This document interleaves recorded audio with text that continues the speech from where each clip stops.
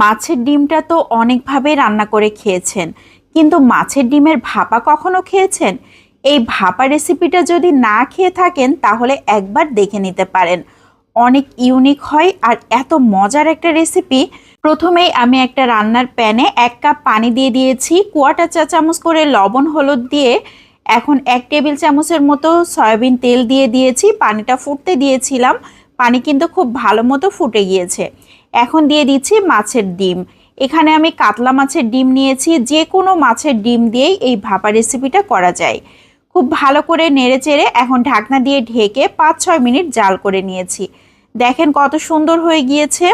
ডিমের বাইরের আবরণ খুবই সুন্দরভাবে কুক হয়ে গিয়েছে, ভেতরে এখনও নরম রয়েছে। এই অবস্থাতেই উঠিয়ে নিতে হবে। আমি পানি ঝরিয়ে খুব ভালো করে ডিমটাকে উঠিয়ে নিয়েছি।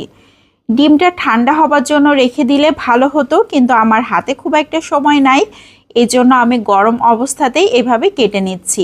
একটা ছুরির সাহায্যে কেটে নিয়েছি। ভেতরে কিন্তু এখনও অনেকটাই কাঁচা রয়েছে, উপরের অংশ কিন্তু সিদ্ধ হয়ে গিয়েছে।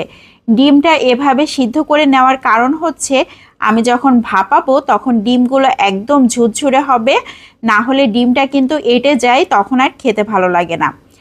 কিছুটা পরিমাণ ধনিয়া পাতা কুচি দিয়ে দিয়েছি, 6-7টার মতো কাঁচামরিচ দিয়ে দিয়েছি, 3 টেবিল চামচ পেঁয়াজ কুচি, ধনিয়ার গুঁড়া আধা চা চামচ, লাল মরিচের গুঁড়া আধা চা চামচ, রসুন পেস্ট দিয়ে দিয়েছি 1 চা চামচ, 2 টেবিল চামচ সরিষার তেল দিয়ে দিয়েছি। এখন হাতের সাহায্যে চটকে চটকে মাখিয়ে নিচ্ছি। খুব ভালো করে মাখাতে হবে যাতে ডিমগুলো একদম ঝুরো ঝুরো হয়ে যায়। আর এখানে কোনো ধরনের হলুদ ব্যবহার করব না, তাহলে কিন্তু হলুদের একটা আলগা গন্ধ লাগবে। এখন দিয়ে দিয়েছি আধা চা চামচ লবণ। খুব ভালো করে আবারও চটকে চটকে মাখিয়ে নিয়েছি। ডিমগুলো দেখেন এখনই কতটা লোভনীয় লাগছে। এখন একটা স্টিলের টিফিন বাটি নিয়ে নিয়েছি, তার মধ্যে কিছুটা সরিষার তেল দিয়ে সেই মেখে রাখা ডিমগুলোকে দিয়ে দিচ্ছি।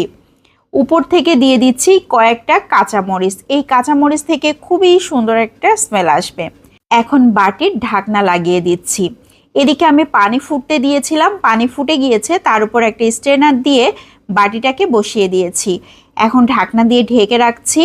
ঢাকনার যে ছিদ্র রয়েছে সেটাও একটা লবঙ্গ দিয়ে বন্ধ করে দিলাম। এভাবে কিন্তু আমি 20 থেকে 25 মিনিট রান্না করে নিয়েছি। চুলার আঁচটা মিডিয়াম ফ্লেমে রেখেছিলাম, এখন উঠিয়ে নিলাম। খুবই গরম রয়েছে, এই অবস্থাতে খুলতে একটু কষ্ট হবে, তারপরেও আমি খুলে নিয়েছি। দেখেন কত সুন্দর হয়ে গিয়েছে।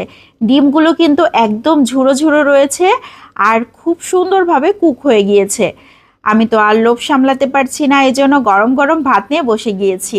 ডিমের এই রেসিপিটা মাঝে মাঝে ছোটোবেলায় দেখতাম, আমার আব্বু আমার আম্মাকে বলতো এই রেসিপিটা করার জন্য। আমার দাদি নাকি এই রেসিপিটা করতো। আমার আব্বুকেও অনেক সময় দেখেছি ডিমের মধ্যে সব মশলা দিয়ে একটা স্টিলের বাটিতে রেখে সেই বাটিটা ভাতের মধ্যে বসিয়ে দিত। খুব সুন্দরভাবে কুক হয়ে যেত, খেতে যে কি মজার হতো। আমিও আজকে ঠিক সেভাবেই মাছের ডিমের ভাপা করেছি, দারুণ খেতে। তো আজকে বিদায় নিচ্ছি। আসসালামু আলাইকুম।